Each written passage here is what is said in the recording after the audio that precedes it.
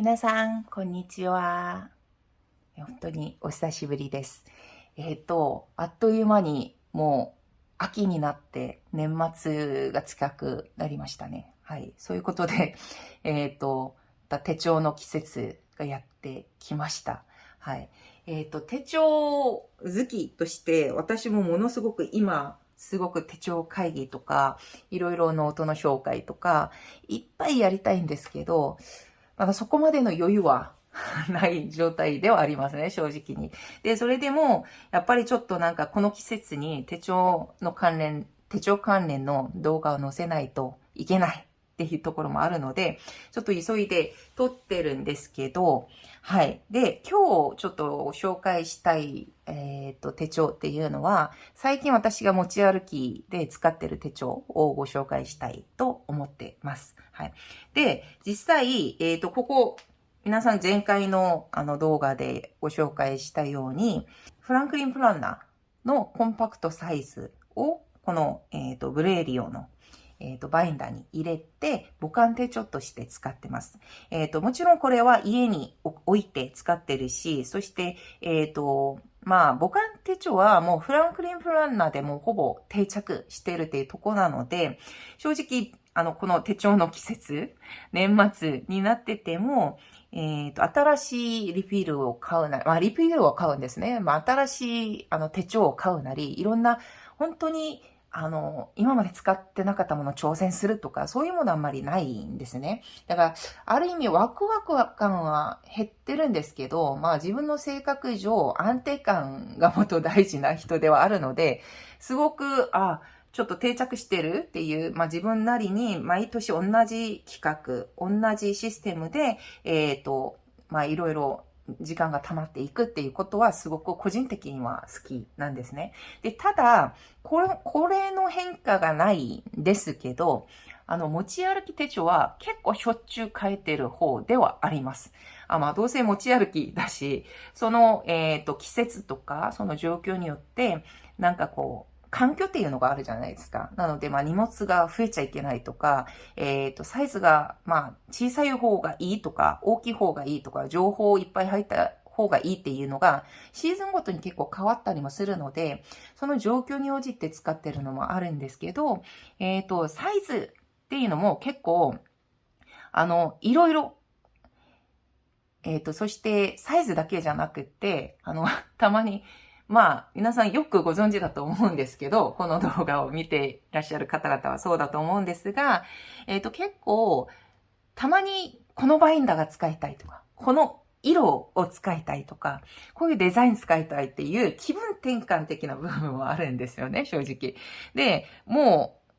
うすでにうちにもすごく数えきれない、数えるのは数えるか。はい。それぐらい、バインダーがいっぱい溜まっているので、持ち歩きは結構そういう、気分転換も兼ねて、いろいろバインダー変えながら、そしてリピールも若干変えながら、そうやって自由に使ってます。なんで、今このシーズンにどういう持ち歩きの手帳を使ってるのかっていうところなんですけど、実際には正直私動画はそんなに頻繁に撮れないっていうところなので、一番それでも載せてるのはインスタグラムだと思うんですね。だからインスタグラムを一緒にフォローしてくださってる方は、ああいう手帳を使ってるんだっていうところがちょっと分かってると思うんですけど、以前までは私、結構長く使ってるのがこのオーセンだったんですよ。はい。このオーセンのナローサイズですね。はい。で、ものすごい私結構長く、ノートタイプが好きなので、ほぼノートタイプでサイズだけ変わってるっていう感じなんですけど、オーセンは、皆さんよくご存知だと思うんですけど、すっごく満足感がある。そういう手帳でやってて、もうこのビジュアル見たらわかるように結構ボロボロになってるんですね。それぐらい結構すごく持ち歩いて、それで使ってたものです。以前多分動画で紹介してるナローだと、これですね。はい。プロッターのナローサイズのものだと思うんですけど、これもすごく好きです。今見ても、改めてちょっといいなと思うんですが、はい。これ若干、最近発売してるファスナーケースも入れてるんですけど、で、結構、これ使ったり、これ使ったりしてて、ナローサイズをメインでよく使ってたんですね。はい。で、そういうとこだったんですけど、最近私が持ち歩いている手帳は、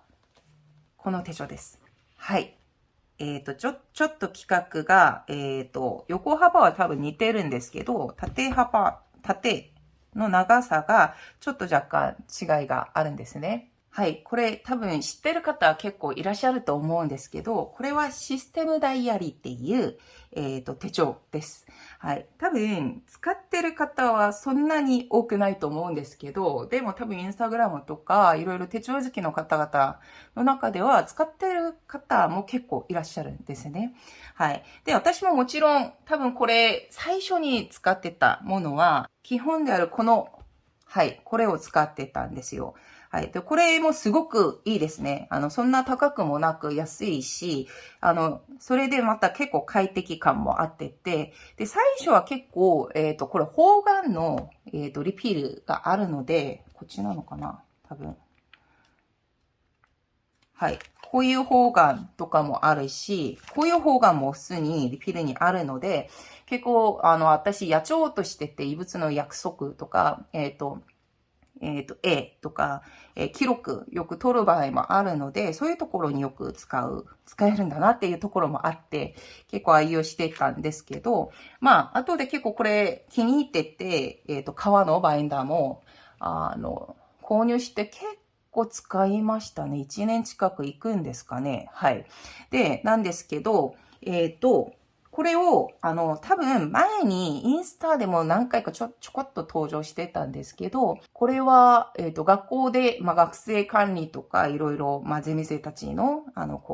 情報とか、いろいろ一緒に論文の指導をしながら、そういう、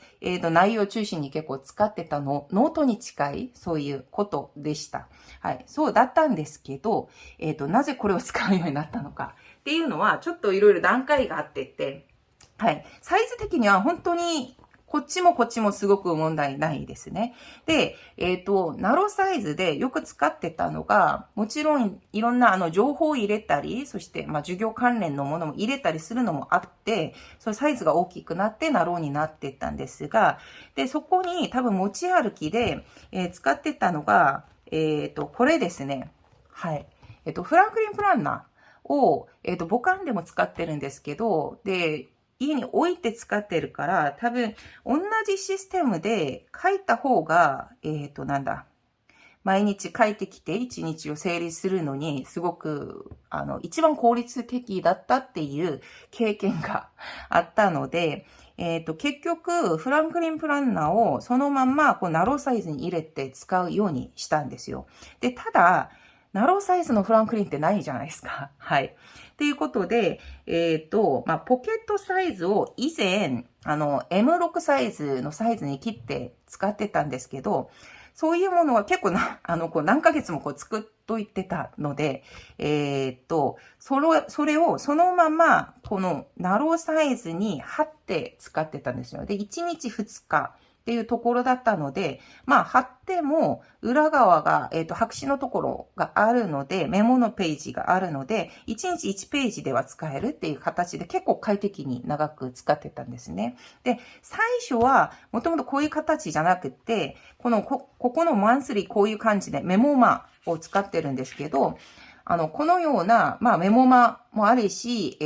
ハンディピックあるじゃないですか。で、あそこにこれを貼ってって、閉じ手帳みたいな感じのノートタイプで、ここ後ろに、挟んで使ってたんですよ。こっちは他のノートとか、他の情報を入れてる、そういう形で使ってたんですけど、あまりにもちょっと分厚くなってて、これもちょっと重すぎるなと思ってて、これも全部切って、だからこれ全部そのハンディピックのあれですね、元のノートなんですけど、あれを切って、それで穴開けて、ここに入れて使ってるっていう形で、結構長く使いました。で、それで、これ意外と合うわ、と思ってて、満足して使ってたんですけど、これを、併用してたんですね。これは、私の、基本的な持ち歩きでやってて、こちら別な情報、だから学校関連のものをやってたんですけど、多分前に一回、インスタにも載せたことあるんですが、これを使ってたら、マンスリを使うとこがなかったんですよ。マンスリこれ使ってるし、後ろの、これはもう貼って使えるっては言ってても、マンスリーはできないじゃないですか。だから、マンスリーだけはちょっと置いといて、使えない状態だったんですけど、こっちに入れてみようかっていう感じで、入れてみてたんですよ。で、それで、入れてみたら、結構いい感じで、このように入るんですね。はい。だから上、下、若干こう切ってって、こっちちょっとリングな跡が残ってるっちゃ残ってるんですけど、まあそんなに、なんていうか、邪魔にならないぐらいの、形だと思うんですね。それで若干だから、切って、そこで穴パンして入れたら、すごくこれいいじゃんと思いました。これ、サイズ感結構いいっていうところと、そして無駄な空間がないですね。だからスタイル空間があんまりないっていうことなんで、意外とちょっと余白だけ切り捨てれば、ぴったりサイズなんだなと思ってて、それでマンスリーはここに入れて使ってたんですよ。はい。だったんですが、じゃあ、だとすると、これは、出入りも当然できるじゃんっていう形で、こういう風に切って、はい、今使ってます。はい。っていうことで、多分これ、そうですね。こんな感じになるんですけど、ちょうど上下切れば、あんまり、だからもう、なくなる場所なく、ほぼすべての、領域を、使えるっていう形になります。もちろん若干こういう穴の痕跡、ポケットサイズの穴の痕跡は残るんですが、でも全然、気にならないぐらいのあれで、しかも、すごく快適に使ってるっていうことなんですね。意外と幅的に余裕があって、ナローより若干幅の余裕がある気がします。はい。で、そして、こうですね。私が一番好きなのは、ウィークリーなのでで、ウィークリーなんですけど、ウィークリーが、フランクリン・プランナーのウィークリーってすごくいいのは、こういうビジネスとプライベート、両方分けて書けるのがすごくいいですね。だからこのページの構成をすごく好きなんですよ。で、それで、中にウィークリーのバーティカルの、1週間の分入ってるんじゃないですか。で、バーティカルで時間軸で書くのは、これ全然、こういう風に、出入りの方で全然書けるっていうことなので、これ持ち歩きだし、1週間、こう一緒に見る必要はないなと思ってて、そこはあんまり使わないっていうことなので、買うのはちょっと、もったいないっていうか、はい、半分以上はもう使わなくて、そのまま放置状態になると思ったので、こちらはちょっとコピーして使っています。もう、フランクリン・プランナーの、皆様にはちょっと申し訳ないんですけど、はい、個人的にここはコピーして使ってます。で、これは、私の場合は、ポケットサイズ結構オリジナルも、そしてユニバーサルも結構使ったことがあるので、それの余分があるから、これコピー、できるっていうことなんですけど、ユニバーサルはこう分けてないんですよ。これはオリジナルの方が、はい、私好きなんですけど、オリジナルの方のところをコピーして使ってます。上若干ちょっと切れたりはするんですけど、全然、気にならない程度で全然個人的には使えるっていうことで、これが多分余分があるんだったら別にいいんですけど、そうじゃなくても、フランクリン・プレンナーの場合、1ヶ月分試しで使える、商品も販売してるんですね。マンスリーもあるし、多分、マンスリーもあるか。ウィークリーあるし、デイリーもあるんですね。なんで、正直デイリーもコピーして使えるっちゃ使える。ですが、私の場合、このフランクリン・フランナーのユニバーサルを使ってる理由の一つは、紙が好きっていうのもあるので、それすごく大事ですね。だから、ユニバーサルだけで買ってるんですけど、そういうことで多分デイリーをコピーして使うのはあんまりないんじゃないのかな。で、万年筆使わないシーズンではいいかもしれないんですけど、万年筆を使う時には、そうかなっていう感じはします。はい。とにかくこういう感じで使ってますね。で、バインダー自体はシステムダイアリーっていうことなんですが、中身は全部、マンスリーも、ウィークリーも、そしてデイリーも、フランクリンプランナーとして今、はい、使っているところです。はい。なんで、多分、まあ、そろそろ多分中身は、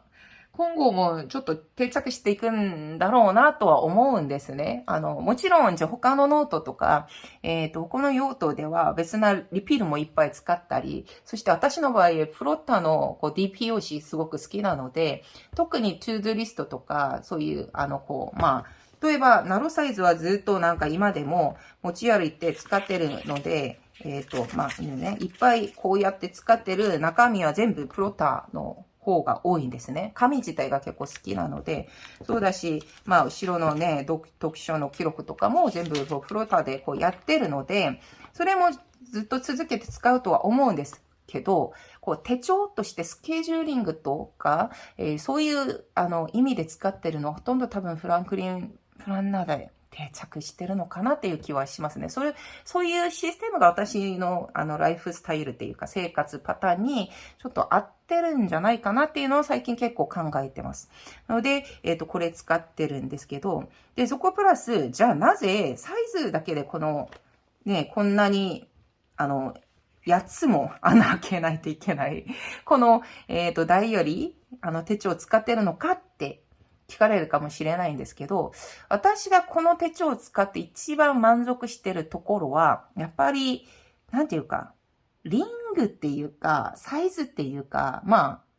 あ、同じ話なんですけど、これ、リングが8つあることで安定感があるのもあるんですが、これ知ってる方いらっしゃると思うんですが、このリングって楕円型なんですよ。はい。で、リングが丸いっていうのが普通なんですけど、若干楕円型になってって、それで、上がちょっと若干ぺたんこになってる形なんですね。だとしてって、開くのはちゃんと開けて、そして畳んだら、そんなに出っ張らない。はい。で、これが最初私が丸善で、最初に触ったその昔の時にも感じたんですが、こんなに、紙のサイズがあるのに、こう結構閉じ手帳みたいな感覚で使えるんですよ。バインダーなのに。で、なんでそういうのがすごく魅力的で、これも、広い幅の、リングなんですけど、わざわざここ、もともと広いリングにすると結構ここ出っ張ってるんですよ。元のサイズは。なんですが、ちょっとこれをフィットしてて、オーダーをしてて、注文したものでもありますね。なんで、すごくそういう面で結構満足して使ってるっていうところです。はい。で、これ多分オフラインでは、ほぼ扱ってるのも丸善ぐらいしかないと思います。で、これオーダーで、社長さんと、まあ、社長さんが電話かかってきたんですけど、で、オーダーで社長さんと話してた時に、どうやってこれ知ってましたかっていうふうに聞かれたんですね、逆に。で、うち、この地域にも丸善があってて、丸善で初めて触ってみましたっていうことを伝えたら、丸善ですねっていう話で、こう、会話してた記憶があるんですけど、私が知ってる限りはそれぐらいですね。多分ホームページにオフラインの、こう、店も載ってると思うので、多分他に該当してるところもあるかもしれないんですけど、大体私がたまに、リフィルとか、オフラインで買うときにはマルジェに行きます。はい。っていうことなんですね。はい。で、そして多分、ここも忘れてたんですけど、こう、ペンホルダーが、こっちについてるんですけど、まあ若干ちょっと狭いんで、私が使ってるペンは万年筆かマルチペンの場合が多いんで、全部太いんですよ。で、クリップでこうかける以外には多分結構使いにくい部分があるし、私がまたこれだったらまたずっとプロットの話になってしまうんですけど、一番好きで安定感感じてるペンホルダーはフロッターなんですよ。これ全面になってるのがすごく好きなんですね。はい。で、それで、多分これは、まあ、誰が見ても切って作ったなっていう感じなんですけど、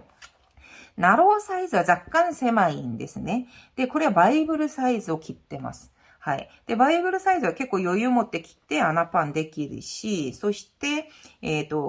こちらの方も、だからペンホルダーも多分、バイブル、まあ、ナローもそうですが、バイブルぐらいだと結構余裕を持って入るっていうサイズなので、よく、はい、これ満足しながら使っています。これわざわざちょっとクリップが下にこうついてる場合が多いので、それで若干こう上をちょっと余裕持って切ってやってたらすごくぴったりにこう使えるようになってます。まあこれ以外にもマルチペンも普通にこう結構ちゃんと入るっていう形になっています。まあただこれ昨日か一昨日かちょっとカバンの中でもう傷ができてしまったのでものすごく心が痛いんですけど、ちょっと若干レザーケアが必要なのかなっていうところなんです。はい。ということで、これ使ってますね。はい。すごく今は満足して使ってるので、ちょっとワクワク感を持ってて、ご紹介しました。それプラス、ちょっとお話ししたかったのが、こういうふうに、これが、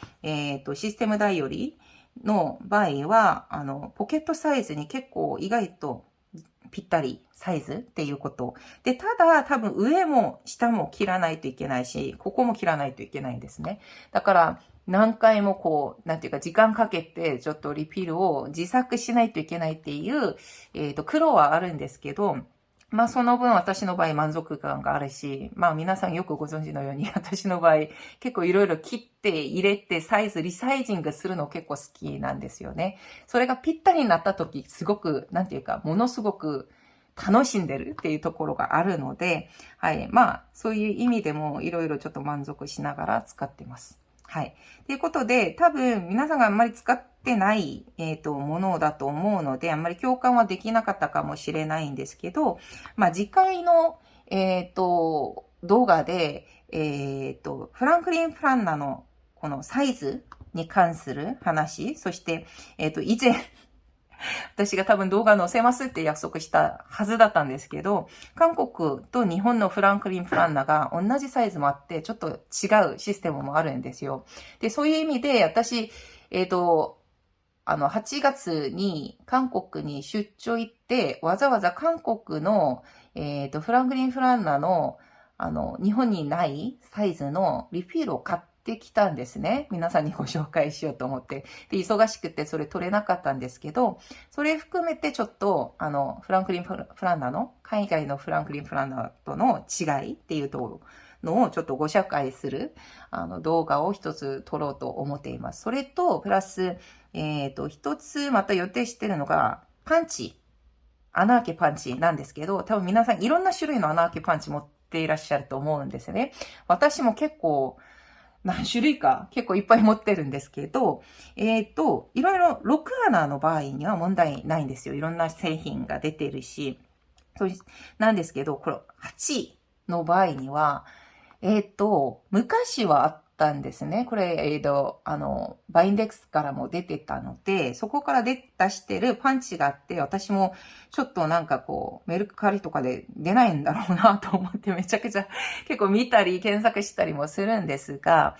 なかなかないですね。今は生産してないので、それ当然なんですけど、だとすると普通のパンチで開けないといけないですよね。で、ただ、これ皆さん見たらわかるように、ちょっとちっちゃい穴なんですよ。で、これだけじゃなくって、多分、M5 とかの穴パンするときに、M5 と M6 は結構ちっちゃい穴多いんですよね。リピール見たら。なんですけど、市販してる中でそのちっちゃい穴としてこう売ってるのはアシュフォードで出てるものだけなんですけど、これ結構高いんですよね。なので、ちょっとなんか、ないのかなって探してる中で、皆さん結果物見たらわかるように、ちょっとあるんですね。はい。で、いろんな試行錯誤があったんですけど、私が一番最適だなって思ってるそういうパンチ、そしてこう、特にこう細い、私が理想的に思ってるのは4ミリの幅なんですけど、そのパンチの話をちょっとしたいと思います。なので、確実にこの後、2つのテーマの動画が多分予定されていますっていうとこですね。はい。なので、まあ次回も、もし興味がある方は、動画を待ってくださればいいかなと思います。そういうことで、今日は私が現在持ち歩いているこのシステムダイアリー、SD 手帳ですね。SD 手帳に関してちょっとご紹介をしてみました。はい。今日の動画はここまでにします。最後まで見ていただき、本当にありがとうございます。それでは皆さん、バイバーイ。